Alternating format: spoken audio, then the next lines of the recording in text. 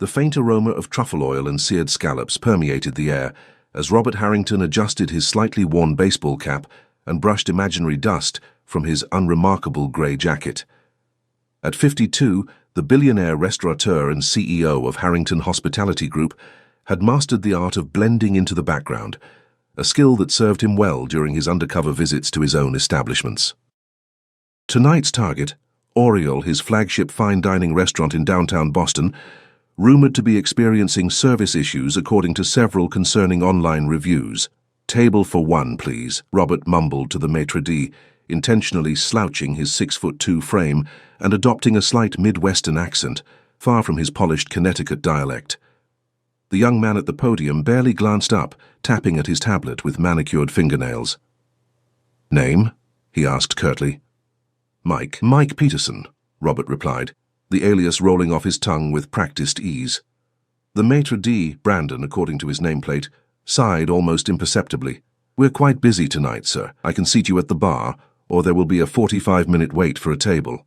Robert knew for a fact that there were at least 4 open tables in the main dining room. He'd memorized the reservation sheet before arriving, another perk of being the owner that no one in this restaurant knew about, save for the executive chef and general manager, both sworn to secrecy during his visits. "The bar is fine," Robert said, noting the first service failure of the evening. He followed Brandon through the dimly lit restaurant, taking mental inventory as they walked. Water spots on 3 crystal glasses at table 7, a hostess on her phone by the coat check. The floral arrangements needed refreshing. Small details that his customers noticed, even if unconsciously. The bar area buzzed with energy. Professionals unwinding after work, couples leaning into intimate conversations. Brandon deposited Robert at the far end of the mahogany bar with a cursory gesture toward an empty stool. "Someone will be with you shortly," he said, already turning away. Robert settled onto the stool and continued his observations. The restaurant had cost him $22 million to design and build 5 years ago, transforming a historic bank building into what food critics had called Boston's crown jewel of fine dining. Every detail, from the restored original ceiling to the custom light fixtures that cast a flattering glow on diners and their meals, had been Robert's personal obsession. And now something was off. The reviews mentioned slow service, inconsistent food quality, and a general sense that the once stellar experience had dimmed. As someone who had built his fortune by understanding the psychology of exceptional hospitality, Robert couldn't simply send in managers to investigate. He needed to feel it himself. 3 minutes passed before anyone acknowledged him. Robert checked his watch, an ordinary Timex rather than his usual Patek Philippe, and made a note on his mental checklist. "Sorry about the wait," a breathless voice finally greeted him. "Welcome to Oriole. Can I start you off with something to drink?" Robert looked up to see a young woman with warm brown eyes and a genuine smile, the first he'd encountered since arriving. Her name tag read Audrey. "What would you recommend?" he asked, intentionally playing the part of someone unfamiliar with the restaurant's extensive wine and cocktail program. "Well, that depends. Are you a whiskey person? Wine? Something refreshing?" Her attention remained fully on him despite the busy bar. "Whiskey sounds good," he replied. "We have a fantastic Japanese whiskey flight that's not on the menu.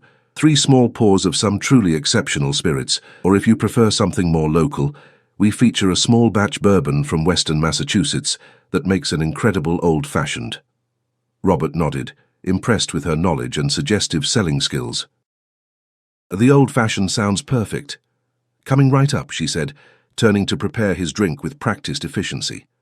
Robert watched her work, noting her technique. Proper measure of bourbon, house-made bitters, a single large ice cube, expressed orange peel, no muddled fruit mess like so many places served. She clearly had been trained properly in Oriole's precise cocktail standards. "Here you are," she said, placing the amber liquid before him with a cocktail napkin. "Are you joining us for dinner as well?" "I am," Robert replied, "though I was told there's a wait for a table." Audrey frowned slightly. "Did Brandon tell you that? We have several open tables. Let me check with him. I'm sure we can get you seated properly." Before Robert could respond, she disappeared into the main dining room. He sipped his perfectly crafted cocktail and waited, curious about this unexpected development. True to her word, Audrey returned moments later. "I've spoken with the host team and we have a lovely table ready for you. Would you prefer to finish your drink here first, or shall I show you to your table?" "I'll come now," Robert said, appreciative of her proactive service. She led him not to one of the open two-tops near the kitchen, but to a prime corner table with views of both the dining room and the twinkling city lights beyond the restaurant's massive windows. "Brandon must have misunderstood the reservation situation," she explained, pulling out his chair. "This is actually one of our best tables. I'm sorry about the confusion." "No problem at all," Robert said, taking his seat. "Thank you for sorting it out." "Of course," Audrey replied. "Would you like to hear about our specials tonight?" For the next 2 hours, Robert experienced a meal of contradictions. Audrey's service was impeccable, attentive without hovering, knowledgeable about every dish, genuine in her recommendations. Yet the food arrived lukewarm, with inconsistent seasoning. The timing between courses dragged. The sommelier never materialized when Audrey requested his presence for wine pairing suggestions. Throughout the meal, Robert observed other diners receiving similarly uneven experiences. The restaurant was operating at perhaps 70% of the standards he had established. Not terrible, but far from the excellence that had earned them accolades, and, more importantly to Robert, loyal customers who celebrated their most precious life moments within these walls. "How was everything?" Audrey asked as she cleared his dessert plate. "The service was exceptional," Robert answered truthfully. "You made the evening special." She beamed at the compliment. "That's very kind. I really love working here. The restaurant has such an interesting story." "Oh?" Robert prompted, curious what tale was being told about his creation. "Mr. Harrington, the owner, started as a dishwasher, if you can believe it. Worked his way up through every position in restaurants before opening his first place. There's this philosophy he has that everyone repeats during training about how true hospitality comes from genuine care, not just going through motions."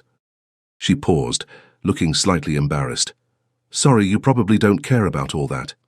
"Actually, I find it fascinating," Robert said, fighting to keep his expression neutral. "What's your favorite part about working here?" "Honestly? The staff meal?" She laughed. "Chef makes us all sit down together before service and eat. Says we can't possibly understand how to serve food properly if we don't understand how it feels to be served." Her eyes lit up as she spoke. "Mr. Harrington apparently visits sometimes in disguise to check on things, but nobody knows what he looks like these days. There are rumors he might sell the restaurant group, though. The new management team has been making a lot of changes." Robert nearly choked on his water. Sell the company? New management?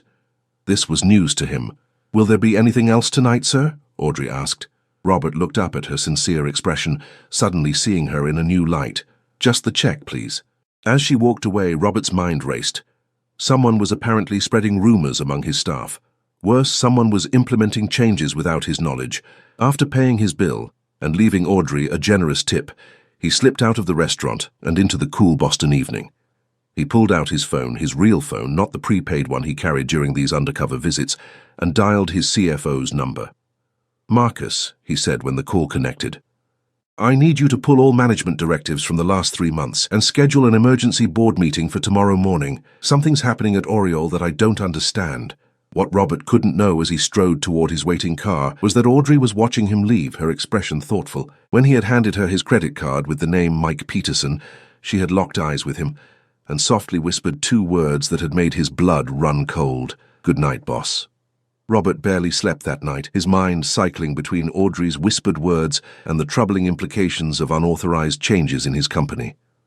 By 5 a.m., he was already in his home office, poring over financial reports and employee records he'd pulled from the company's secure server. On paper, Oriole was still profitable, though he noted a 12% decline in revenue over the past quarter. Nothing catastrophic, but certainly concerning for a restaurant that had maintained steady growth since opening. More puzzling were the personnel changes. 3 longtime managers had resigned within weeks of each other, replaced by individuals whose resumes showed connections to Vertex Holdings, a hospitality investment firm known for acquiring successful restaurants, implementing aggressive cost-cutting measures, then flipping them for quick profit. "Coffee, Mr. Harrington." His housekeeper, Mrs. Mendez, appeared at the doorway, interrupting his thoughts. "Thank you, Gloria," he said, accepting the steaming mug gratefully. "You're here early." "You have the board meeting at 7, sir. I thought you might need an early start." She placed a plate of toast beside him. "You should eat something." Robert smiled at her motherly concern. Gloria had been with him for 15 years, since before his wealth had accumulated to its current staggering levels. She was one of the few people who still treated him like a normal human being.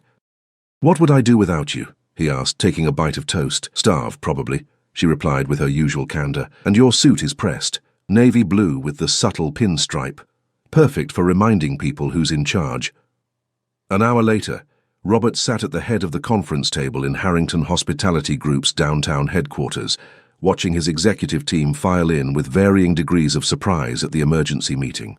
His CFO, Marcus Wells, looked particularly uncomfortable, his typically composed demeanor fractured by nervous glances toward Diane Blackwell, the company's relatively new COO, who had joined the firm 8 months prior. "Good morning," Robert began, once everyone was seated. "Thank you for adjusting your schedules. I visited Oriole last night and discovered some concerning developments." He outlined his observations about service inconsistencies and staffing changes, before focusing his gaze on Diane. Most troubling, however, was learning from a server that there are rumors I plan to sell the company. Can anyone shed light on this? The room fell silent. Marcus cleared his throat but said nothing. Diane maintained eye contact with Robert, her expression professionally neutral. "Perhaps," she finally offered, "the staff is confusing our new partnership discussions with Vertex Holdings for a complete sale. Their team has been on-site conducting operational assessments." Robert kept his expression impassive, though internally he felt a surge of anger. "Partnership discussions? I don't recall authorizing any partnership explorations, let alone operational assessments by outside firms." Diane glanced at Marcus, who stared intently at his tablet. "The executive committee approved preliminary talks last month," she said smoothly. "It's all in the meeting minutes that were distributed. Vertex has an impressive track record of optimizing restaurant groups like ours." "Optimizing," Robert repeated flatly. "You mean stripping them down to increase short-term profits at the expense of quality and staff welfare?" "With all due respect, Robert," Diane countered, using his first name in a subtle power move, "sentimentality doesn't build shareholder value. Vertex's methodology has proven effective across multiple markets." Robert turned to his CFO. "Marcus, you signed off on this?" Marcus finally looked up, his expression pained. "The preliminary financial models showed significant upside potential, but nothing has been finalized. These are just exploratory conversations that have somehow led to operational changes in my flagship restaurant and staff believing I'm selling the company," Robert said icily. He surveyed the rest of the team. "Let me be absolutely clear. Harrington Hospitality Group is not for sale.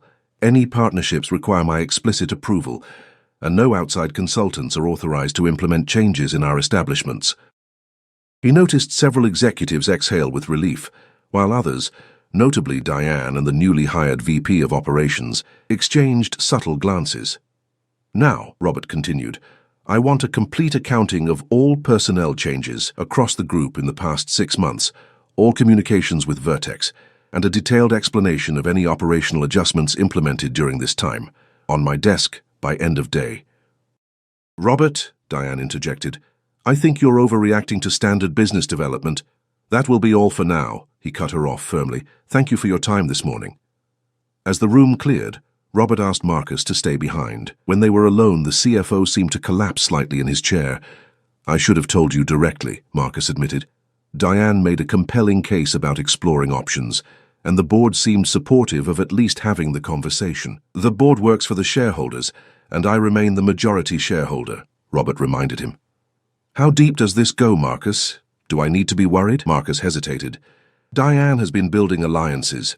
Your hands-off management style the past year gave her room to maneuver, and there's been talk that you've lost your edge, that you're more interested in your philanthropy work than running the company." The observation stung because it held a grain of truth. After his wife Andrea's death from cancer 2 years ago, Robert had thrown himself into the charitable foundation they had started together, finding more meaning there than in the day-to-day operations of his business empire. "I see," Robert said quietly. "Thank you for your honesty." Back in his office, Robert spent the morning making calls to board members and reviewing the documents Marcus had shared. By noon, a clearer picture had emerged. Diane had been systematically positioning herself as the company's true leader while gradually implementing Vertex's playbook, reducing staff, substituting premium ingredients with cheaper alternatives, cutting training programs, all while keeping the changes just subtle enough to avoid immediate scrutiny. His assistant interrupted his research. "Sir, there's an Audrey Bennett here to see you. She doesn't have an appointment, but she's quite insistent." Robert froze at the name. "The waitress from last night. Send her in, please." Moments later, Audrey entered his office looking markedly different in jeans and a simple blouse compared to her formal server attire. She carried a leather messenger bag and projected a confidence that seemed at odds with her role as a restaurant server. "Mr. Harrington," she said, extending her hand, "thank you for seeing me. I apologize for the ambush, but after last night I thought you should have this immediately." She pulled a USB drive from her bag and placed it on his desk. "How did you know who I was?" Robert asked, making no move to touch the drive. "I've worked at Oriole for 3 years," she explained. "There's a photograph in Chef Miguel's office from the opening night. You're standing with your late wife. I recognized your eyes." She paused. "And you carry yourself differently than other customers. You notice things most people don't." "And what exactly is this?" Robert gestured to the USB drive. "Evidence," Audrey said simply. "I'm not just a server, Mr. Harrington. I'm a business journalist with the Boston Financial Review. I've been working on a story about predatory acquisition practices in the restaurant industry for the past 6 months. Oriole was never supposed to be part of it. I took the job because your restaurants are known for excellent training and flexible schedules for people like me who have other careers." Robert leaned back in his chair, assessing her with new interest. "You're investigating Vertex Holdings?" "Yes," Audrey confirmed. "They've been systematically targeting successful independent restaurant groups, infiltrating management, then implementing changes that damage the business from within, making owners more willing to sell at reduced prices." "And you have proof of this?" Robert asked, finally reaching for the USB drive. "Emails, recorded conversations, internal memos," Audrey said, "including communications between your COO and Vertex executives dating back to before she was hired by your company." She met his gaze steadily. "They planted her in your organization, Mr. Harrington. This has been in motion for over a year." Robert felt a chill run through him. "Why are you sharing this with me instead of publishing your story?" Audrey's professional demeanor softened slightly. "Because what you've built matters. When I started working at Oriole, I saw firsthand how your philosophy of hospitality creates something special, not just for customers, but for employees. The training I received, the emphasis on genuine care rather than transactions, it's rare in this industry." She hesitated. "And because I overheard something last week that suggested the timeline has accelerated. Diane told someone on the phone that Harrington would be out by month's end."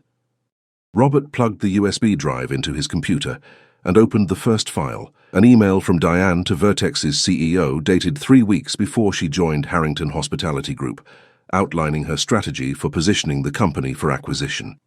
"I need time to review this," Robert said, his mind already racing with implications and possible responses. "Of course," Audrey replied, standing to leave.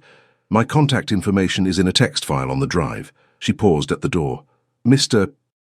Harrington, the staff at Oriole, the ones who've been there since the beginning, they're aware something's wrong. They're trying to maintain your standards, despite the changes being forced on them." After she left, Robert sat motionless, staring at his computer screen. The betrayal ran deeper than he had imagined.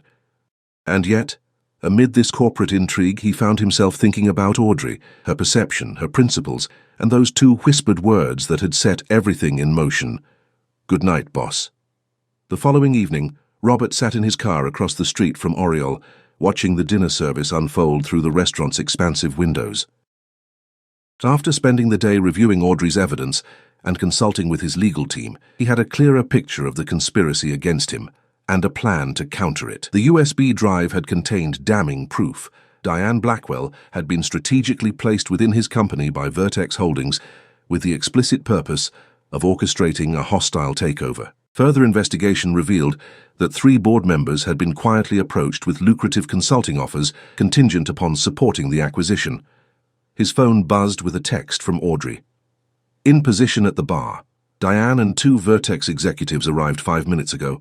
Private dining room B." Robert texted back a simple thank you before exiting his car. Tonight he wasn't wearing a disguise. Dressed in an impeccably tailored suit that reflected his actual status, he intended to make his presence known. As he approached the restaurant entrance, he nodded to the security guard he'd stationed there, a new addition for the evening. "Everything quiet, Jim?" "Yes, sir," the guard confirmed. "The team is in place."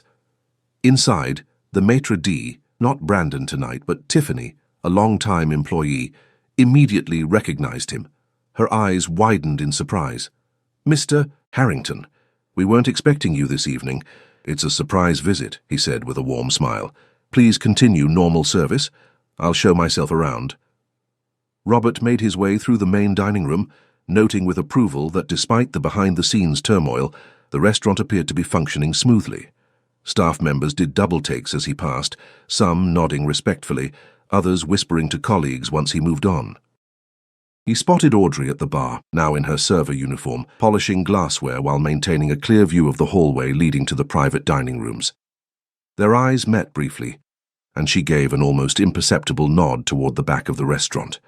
Instead of heading directly there, Robert took his time stopping to chat with long-time customers, complimenting the chef on the evening's specials and generally making his presence felt throughout his flagship establishment. Each interaction reinforced what he had built and what was at stake.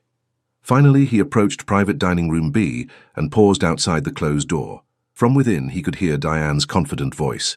"The valuation comes in at roughly 60% of market rate, but given Harrington's declining involvement and the operational issues we've documented, the board will have little choice but to accept." A male voice responded, "And you're confident you have the votes locked down?" "3 confirmed, 2 leaning our way. Once we present the full package at tomorrow's meeting, it's essentially done. Robert won't know what hit him until it's too late." Robert straightened his tie and opened the door without knocking. The conversation halted instantly as 3 heads turned toward him. Diane sat at the head of the table, flanked by 2 men in expensive suits, Gregory Paxton and Thomas Wheeler, CEO and CFO of Vertex Holdings, respectively. "I hope I'm not interrupting," Robert said pleasantly, closing the door behind him. The color drained from Diane's face. "Robert, this is Gregory Paxton and Thomas Wheeler," Robert finished for her. "Vertex Holdings. We've never formally met, but I've become quite familiar with your business practices recently." He turned to Diane. "I believe you were just discussing tomorrow's board meeting, the one where you plan to present an undervalued acquisition offer and force me out of my own company." "That's absurd," Diane recovered quickly. "We're discussing a potential strategic partnership that would benefit all parties, really." Robert pulled his phone from his pocket, tapped the screen, and placed it on the table. A recording of their conversation from moments ago played back clearly. "The board will have little choice but to accept. Robert won't know what hit him until it's too late." Paxton's expression hardened. "Recording conversations without consent is illegal in Massachusetts, Harrington." "Actually," Robert replied, "Massachusetts is a one-party consent state. But that's beside the point because this isn't my recording." On cue, the door opened again, and a distinguished older man entered, followed by 2 others in suits. "Good evening," said William Reynolds, Commissioner of the Massachusetts Securities Division. "I'm afraid we have some concerns about potential securities fraud and conspiracy we need to discuss." What followed was a carefully orchestrated legal intervention that Robert had arranged after consulting with state authorities. While the officials escorted the Vertex executives and Diane to a more private location for questioning, Robert returned to the main restaurant, his mind surprisingly calm despite the confrontation. He found Audrey near the bar, her eyes questioning. "It's being handled," he assured her. "Your evidence was instrumental, thank you." She nodded, her expression a mix of professional satisfaction and personal concern. "What happens now?" "Now," Robert said, glancing around at his restaurant, the warm lighting, the contented customers, the staff who had maintained standards despite the challenges. "I think I need to be more present. Not just as an undercover visitor, but as the owner who remembers why he started this in the first place." Audrey smiled. "That sounds like a good beginning." She hesitated, then added, "My article publishes tomorrow. I've focused on Vertex's practices, not your company specifically, but it will mention this situation. I wanted you to know." "I appreciate the heads up," Robert replied, respecting her journalistic integrity. "Perhaps when the dust settles, we could discuss a follow-up piece about rebuilding after corporate intrigue." "I'd like that," she said before being called away to attend to her tables. Later that evening, after most of the customers had departed and the legal team had finished their initial work, Robert gathered the staff for an impromptu meeting. Standing before the assembled employees, chefs, servers, bartenders, hosts, dishwashers, he felt a surge of emotion he hadn't expected. "First, I want to thank you," he began. "Many of you have noticed changes recently. Changes that didn't align with our values or standards. Yet you've continued to provide the level of service and care that defines Oriole. That means more than I can express."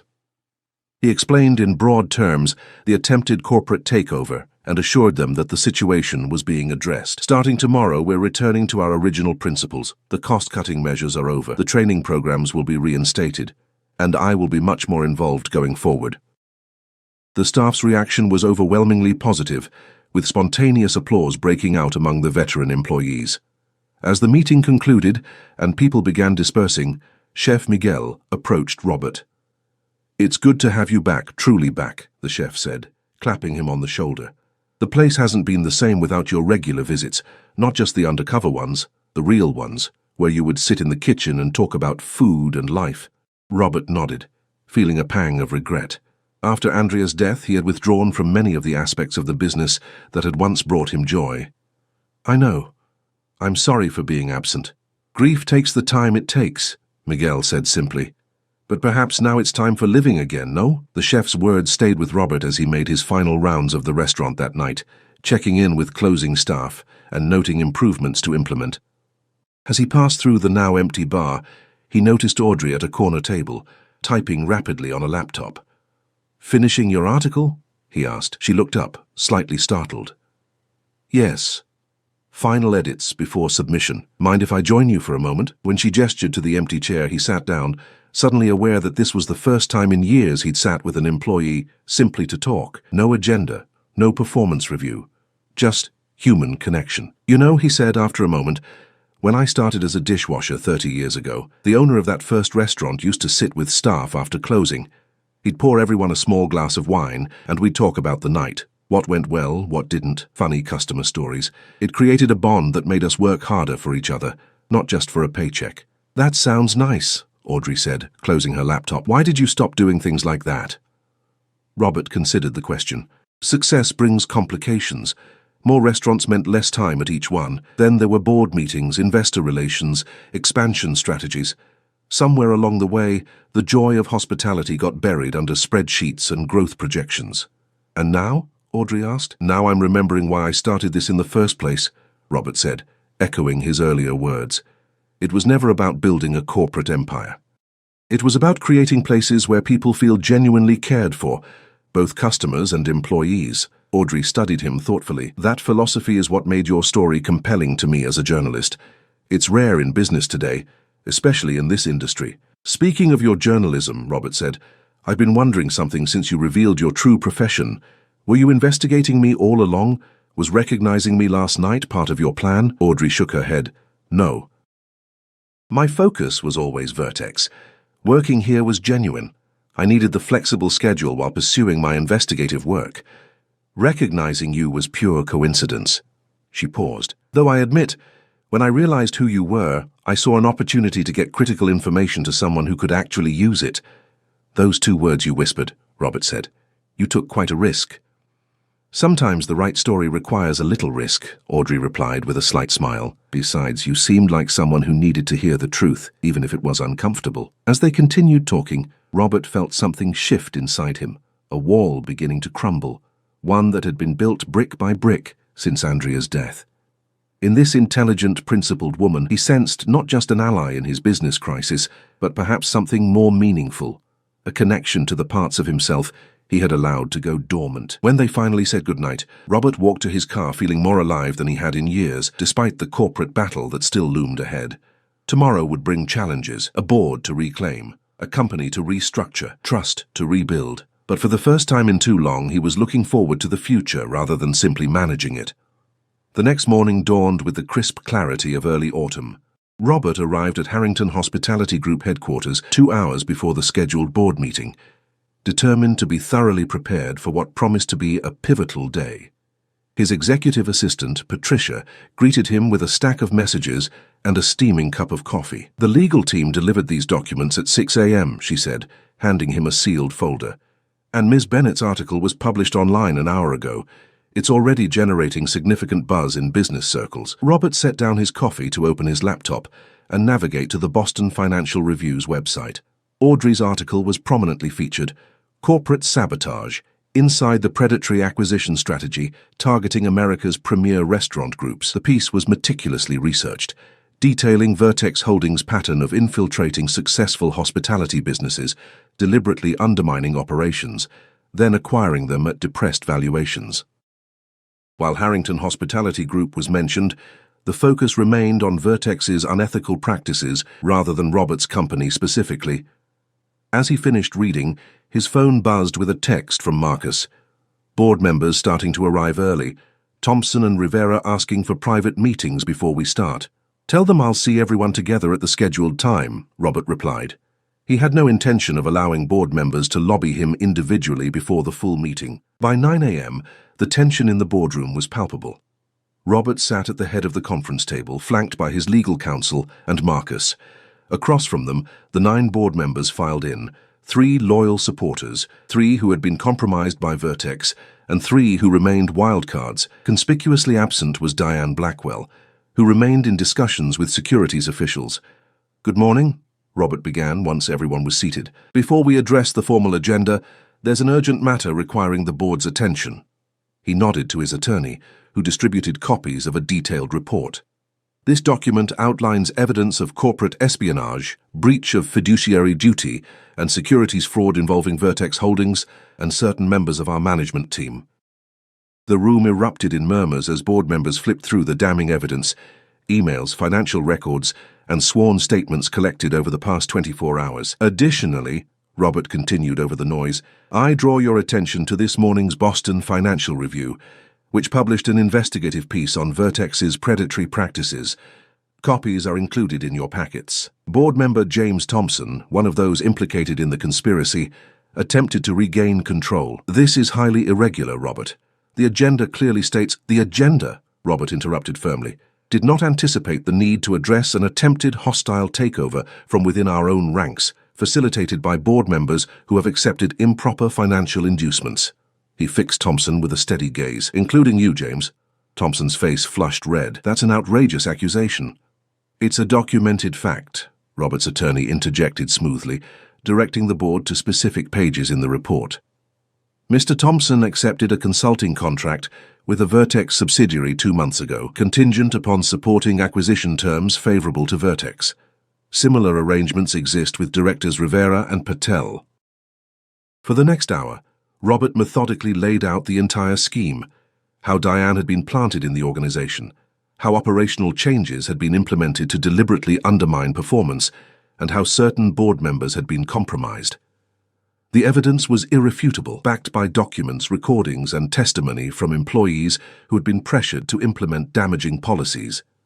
By the meeting's end, the balance of power had shifted dramatically. The 3 implicated board members resigned their positions rather than face potential legal consequences. The remaining 6, including those who had been on the fence, voted unanimously to reject any acquisition offers from Vertex Holdings and to initiate legal proceedings for damages caused by the conspiracy. As the boardroom cleared, Marcus lingered behind, his expression a mix of relief and regret. "I should have seen this coming," he admitted. "I let Diane convince me that her changes were necessary modernizations. We all have blind spots," Robert replied, thinking of his own withdrawal from active leadership. "What matters is how we address them once they're exposed." Later that afternoon, Robert returned to Oriole not as an undercover observer, but as its proud owner. He spent hours meeting with staff, listening to their concerns and sharing his plans for restoring the restaurant's original vision and standards.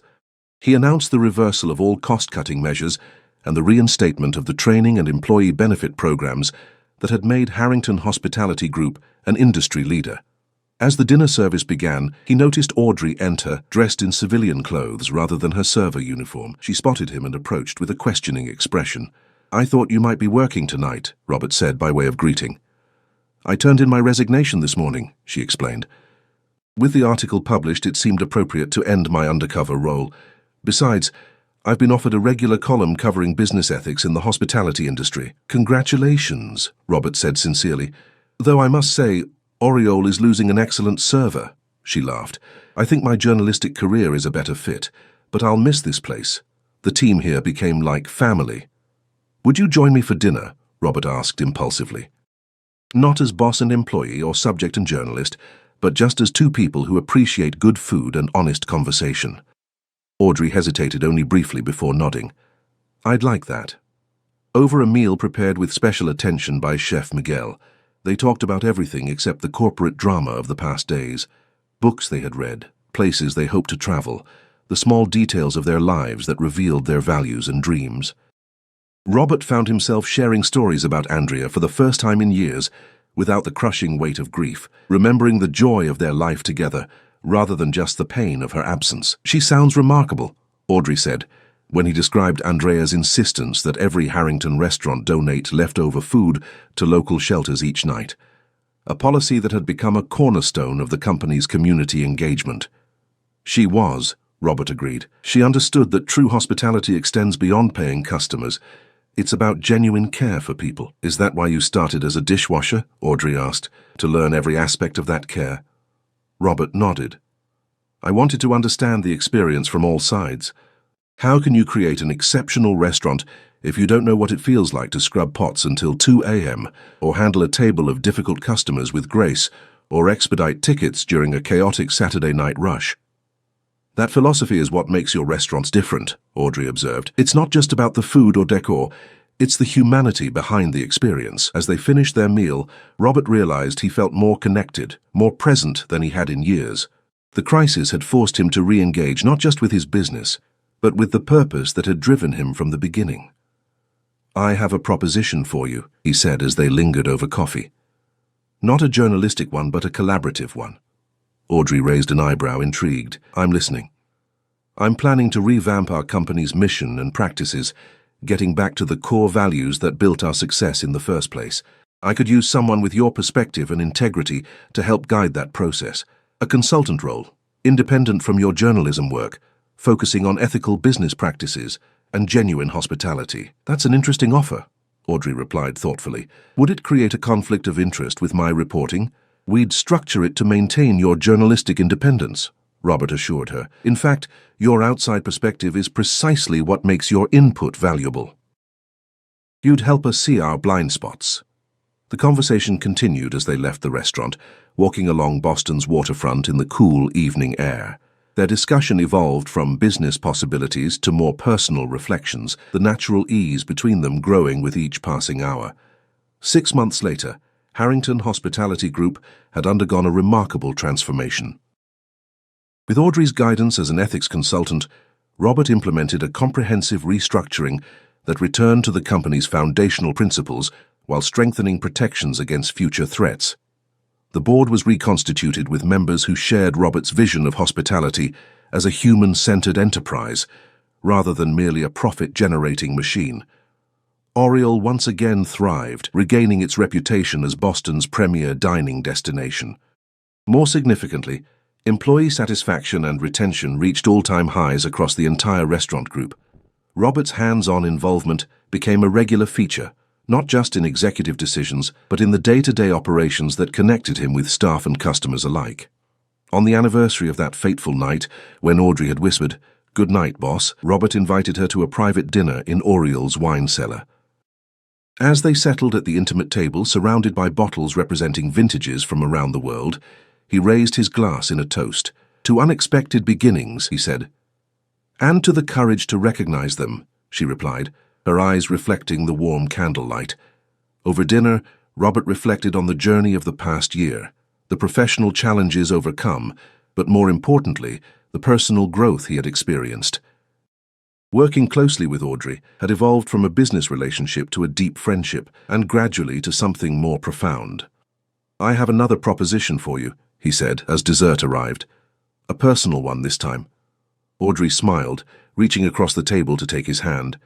"If it's about that vineyard in Sonoma we discussed, I'm already convinced." Robert laughed. During one of their many late-night conversations over the past months, they had shared a dream of creating a small vineyard that would host culinary retreats for aspiring chefs from underprivileged backgrounds. "Actually," he said, "the vineyard is already in progress. The papers were finalized yesterday." He reached into his pocket and placed a small box on the table between them. "This is about something more important." Audrey's eyes widened as she recognized the jewelry box. She opened it slowly to reveal a vintage emerald ring, elegant in its understated beauty. "It was Andrea's grandmother's," Robert explained softly. "Andrea always said it should be passed on with love. I think she would approve of my choice." Robert, Audrey whispered, tears forming in her eyes. You helped me find my way back, not just to my company, but to myself, he said. You reminded me that life is meant to be lived fully, with purpose and connection. I love you, Audrey. Will you marry me? Her answer came without hesitation, as natural and genuine as those two words that had started their journey together. Yes, absolutely. As they embraced, Robert marveled at how a moment of crisis had led to his greatest blessing, a second chance at love, purpose, and the joy of genuine connection. The billionaire boss who had once hidden behind disguises had finally found his authentic self thanks to a perceptive waitress who had dared to speak truth when it mattered most.